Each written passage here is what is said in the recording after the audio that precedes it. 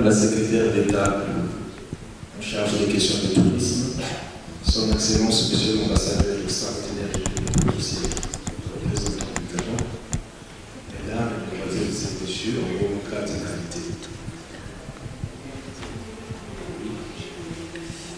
Je vais parler avec le cœur, intégrant cette future panafricaine qui va s'installer. Oui, demain se conçoit aujourd'hui. Et c'est aujourd'hui à son limite hier. La question, sommes-nous prêts?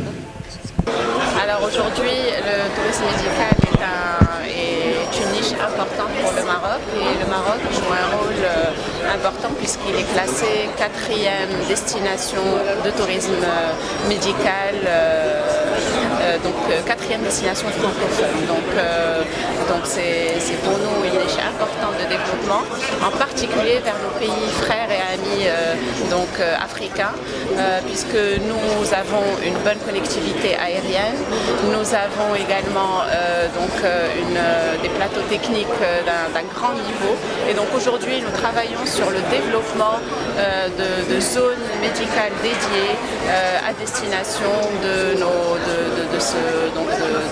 pays frères et amis pour venir se faire soigner en plus de cliniques privées qui offrent des soins déjà et qui sont vraiment à des niveaux conformes à ce qui se fait au niveau international dans les meilleures cliniques internationales. Voilà, Air Océan au Maroc est une compagnie qui opère dans les évacuations sanitaires, a développé un partenariat sud-sud, particulièrement avec la République du Congo, et plus particulièrement avec la clinique du docteur Ovaga à Brazzaville. Donc on essaye de développer un partenariat tripartite entre la clinique qui reçoit les patients au niveau de Brazza, le transporteur Air Océan qui évacue avec une flotte de 3 avions médicalisés pour une structure sur place au Maroc. C'est la clinique Ibn Sina qui ferme la boucle pour traiter le patient et avoir ce modèle de partenariat est basé sur une collaboration entre les 3 structures. Je prends un exemple. Quand vous êtes malade, après vous faites quoi? Vous êtes dans un pays où vous ne connaissez personne. Il faut qu'il y ait des services qui vous accompagnent. Nous, notre métier, nous en tant que médecins, c'est soigner les malades. Mais on ne nous a pas formés comme des managers. Donc nous soignerons mieux le malade lorsque nous penserons à trouver un environnement pour permettre au malade de se sentir, tout en étant malade, mais de se sentir dans un environnement qui lui permet de donner le meilleur de lui-même. Donc on a besoin des tours opérateurs, on a besoin des assurances, on a besoin des banques, on a besoin des hôtels, on a besoin de tout ce qui rentre pour permettre, car vous savez que la santé est un droit humain et demande un comportement et un esprit positif. C'est pour ça qu'effectivement, nous sommes venus demander à nos frères de l'Afrique du Nord de se regrouper à travers une plateforme du secteur privé de la santé pour que l'Afrique parle un même langage, qu'on dise la même chose, de telle sorte que demain, lorsque les plateformes de l'Afrique de l'Est, de l'Ouest, austral et du Sud vont se regrouper autour de cet embryon de la plateforme du Maghreb, de l'Afrique du Nord, nous pourrons apporter une réponse aux problèmes africains. Parce que n'oubliez pas que d'ici à l'an 2025, l'Afrique représentera le quart de la population du monde.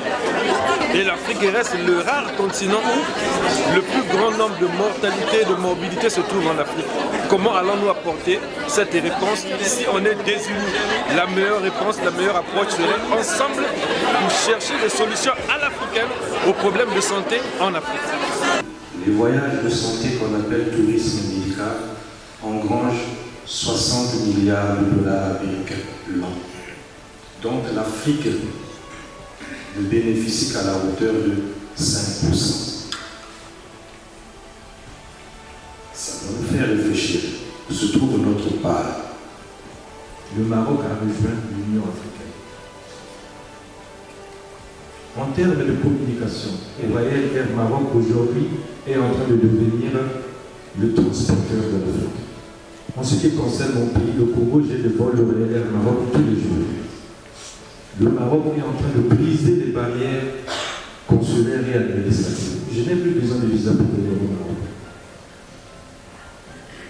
Les banques marocaines sont devenues tellement actives que le leadership en Afrique subsaharienne échoue à ces banques-là.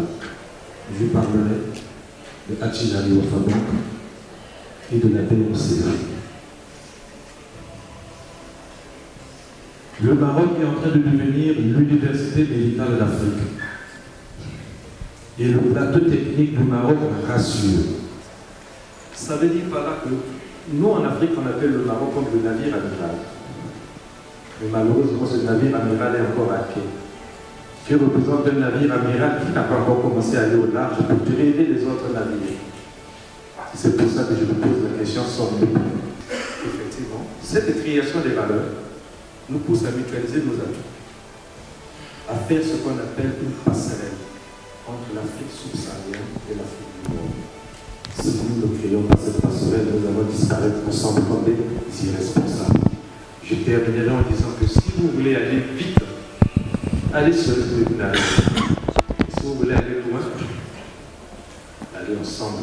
Les loups chassent entre eux. De quel loup s'agit-il? C'est de l'Afrique. Devant ce tableau que j'ai décrit, c'est cette volonté de cette population qui constitue l'espoir de l'Afrique. Le pari d'une génération et le point d'honneur de l'élite que nous sommes. Nous osons espérer effectivement qu'aujourd'hui, ce forum permettra de déceler les champions qui vont construire l'Afrique de demain dans le domaine de la santé, et on parlera de stratégie africaine et une réponse africaine au problème de la santé. Je vais terminer en nous souhaitant qu'au sortir de ce forum, que les Africains en général se retrouvent. Merci.